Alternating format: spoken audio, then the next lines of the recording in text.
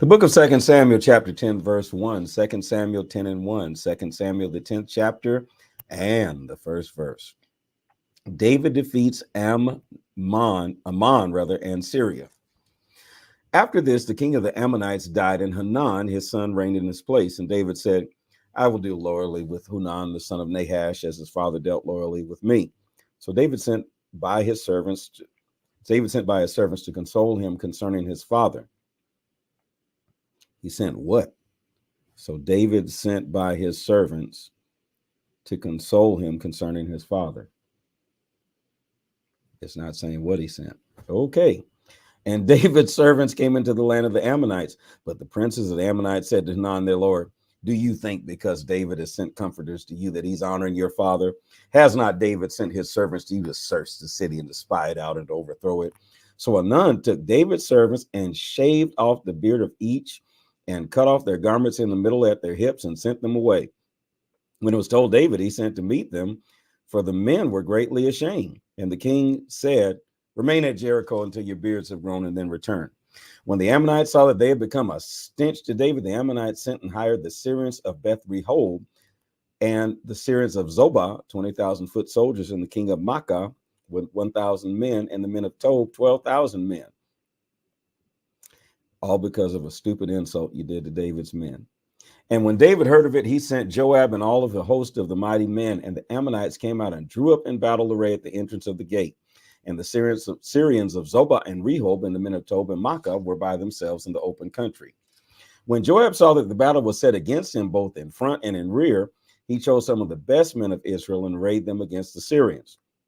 The rest of his men he put in charge of Abishai, his brother, and he arrayed them against the Ammonites. And he said, if the Assyrians are too strong for me, then you shall help me. But if the Ammonites are too strong for you, then I will come and help you. Be of good courage, and let us be courageous for our people and for the cities of our God. And may the Lord do what seems good to him. So Joab and the people who were with him drew near to the battle against the Syrians, and they fled before him. And when the Ammonites saw that the Syrians fled, they likewise fled before Abishai and entered the city. Then Joab returned from fighting against the Ammonites and came to Jerusalem.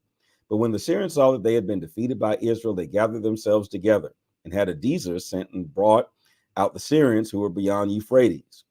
They came to Helam with Shobach, the commander of the army of Hadadezer, at their head.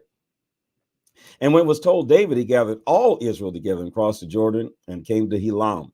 The Syrians arrayed themselves against David and fought with him, and the Syrians fled before Israel. And David killed of the Syrians the men of 700 chariots and 40,000 horsemen, and wounded Shobach, the commander of their army, so that he died there. And when all the kings who were servants of Hadadezer saw that they had been defeated by Israel, they made peace with Israel and became subject to them. So the Syrians were afraid to save the Ammonites anymore. Second Samuel, chapter 11. David and Bathsheba. Well, here we go. Lord, have mercy. In the spring of the year, the time when the kings go out to battle, David sent Joab and his servants with him and all Israel. And they ravaged the Ammonites and besieged Rabbah, but David remained at Jerusalem. It happened late one afternoon when David arose from his couch and was walking on the roof of the king's house, that he saw from the roof a woman bathing. And the woman was very beautiful. And David sent and inquired about the woman. And one said, is not this Bathsheba, the daughter of Eliam, the wife of Uriah the Hittite? So David sent messengers and took her, and she came to him, and he lay with her. Now she had been pure. That happened awful quick, just that fast. Must have been something going on before that. So David sent messengers and took her, and she came to him, and he lay with her. Now she had been purifying herself from her uncleanness. Purifying yourself, all right. Unclean, dirty. Then she returned to her house, both of y'all dirty. And the woman conceives, and she sent and told David, I am pregnant. So David sent word to Joab, send me Uriah the Hittite. And Joab sent Uriah to David. When Uriah came to him, David asked how Joab was doing, how the people were doing, how the war was going. And then David said to Uriah, go down to your house and wash your feet. And Uriah went out of the king's house, and there followed him a present from the king. But Uriah slept at the door of the king's house with all the servants of his lord, and did not go down to his house. When they told David, Uriah did not go down to his house, David said to Uriah, have you not come from a journey? Why did you not go down to your house? Uriah said to David, the ark and Israel and Judah dwell in booths, and my lord Joab and the servants of my lord are camping in the open field. Shall I then go to my house to eat and drink and lie with my wife? As you live and as your soul lives, I will not do this thing. See, that was a good man from his heart. David was dirty. That's that old dirty sin. Put that in the comment section. Dirty sin. Just low down and dirty. Then David said to Uriah, remain here today also, and tomorrow I will send you back. So Uriah remained in Jerusalem that day and the next. And David invited him, and he ate in his presence and drank, so that he made him drunk. In the evening, he went to lie on his couch with the servants of the Lord, but he did not go down to his house. That's dirty, David. That is low down. In the morning, David wrote a letter to Joab and sent it by the hand of Uriah. In the letter he wrote, set Uriah in the forefront of the hardest fighting, then draw back from him that he may be struck down and die. This is one of your best soldiers, and you undermine and betray that man like that. And as Joab was besieging the city, he assigned Uriah the place where he knew there were valiant men. And the men of the city came out and fought with Joab, and some of the servants of David among the people fell. Uriah the Hittite also died. Then Joab sent and told David all the news about the fighting, and he instructed the messenger, when you finish telling all the news about the fighting to the king, and if the king's anger arises, and if he say to you, why did you go so near the city to fight? Did you not know that they would shoot from the wall? Who killed Abimelech, the son of Jerubbaal?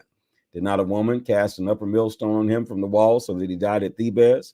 Why did you go near the wall? Then you shall say, your servant Uriah the Hittite is dead also. Joab, you are just as dirty as David is. All of y'all in this conspiracy. Dirty sin. Dirty sin. So the messenger went and came and told David all that Joab had sent him to tell. The messenger said to David, the men gained an advantage over us and came against us in the field, but we drove them back to the entrance of the gate.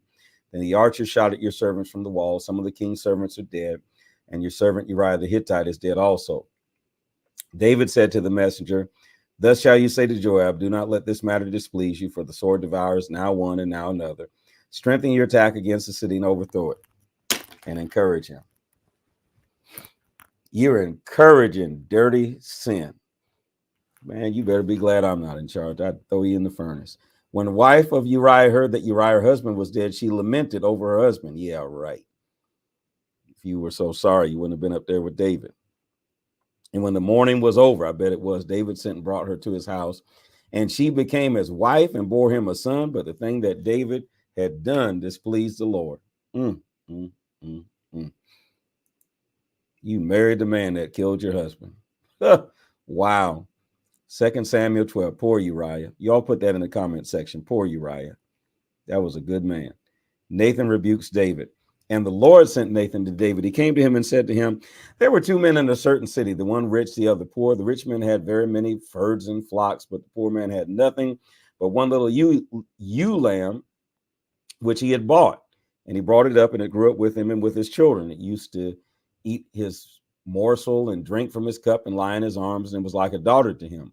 Now there came a traveler to the rich man, and he was unwilling to take one of his own flock or herd to prepare for the guests who had come to him. But he took the poor man's lamb and prepared it for the man who had come to him.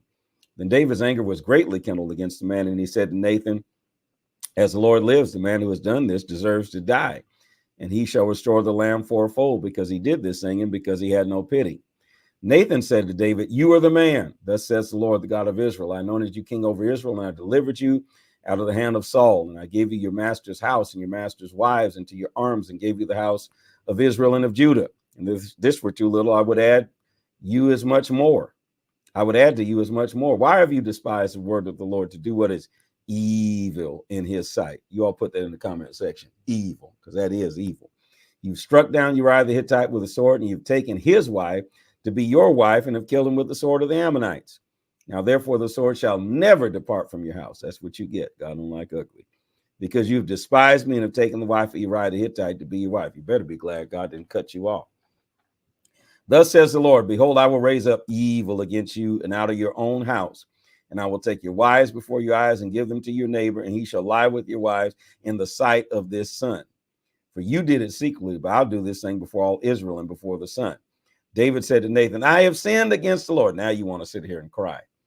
And Nathan said to David, the Lord has also put away your sin, and you shall not die. But you're going to wish you had. Nevertheless, because of this deed, you have utterly scorned the Lord. The child who is born to you shall die. Then Nathan went to his house. David's child dies. And the Lord afflicted the child that Uriah's wife bore to David, and he became sick. It wasn't the baby's fault. It was David and Bathsheba's fault. Dirty.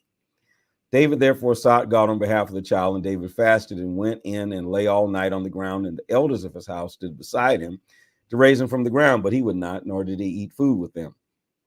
On the seventh day, the child died, and the servants of David were afraid to tell him that the child was dead, for they said, behold, while the child was yet alive, we spoke to him, and he did not listen to us. How can we then say to him, the child is dead? He may do himself some harm. But when David saw that his servants were whispering together, David understood that the child was dead. And David said to his servants, is the child dead? They said, he is dead. Then David arose from the earth and washed and anointed himself and changed his clothes. And he went into the house of the Lord and worshiped. He then went to his own house. And when he asked, they set food before him, and he ate. Then his servant said to him, what is this thing that you've done? You fasted and wept for the child while he was alive, but when the child died, you rose and ate food. He said, while the child was alive, I fasted and wept, for I said, who knows whether the Lord will be gracious to me that the child may live. But now he's dead. Why should I fast? Can I bring him back again? I shall go to him, but he shall not return to me. Solomon's birth. Then David comforted his wife Bathsheba. You all need to be afflicted, not comforted. And went into her and lay with her, and she bore a son, and he called his name Solomon. And the Lord loved him and sent a message by Nathan the prophet. So he called him Jedediah because of the Lord. I tell you, drama. Put that in the comment section. Drama. Y'all ought to be ashamed of yourselves. Oh, dirty selves. Rabbah is captured.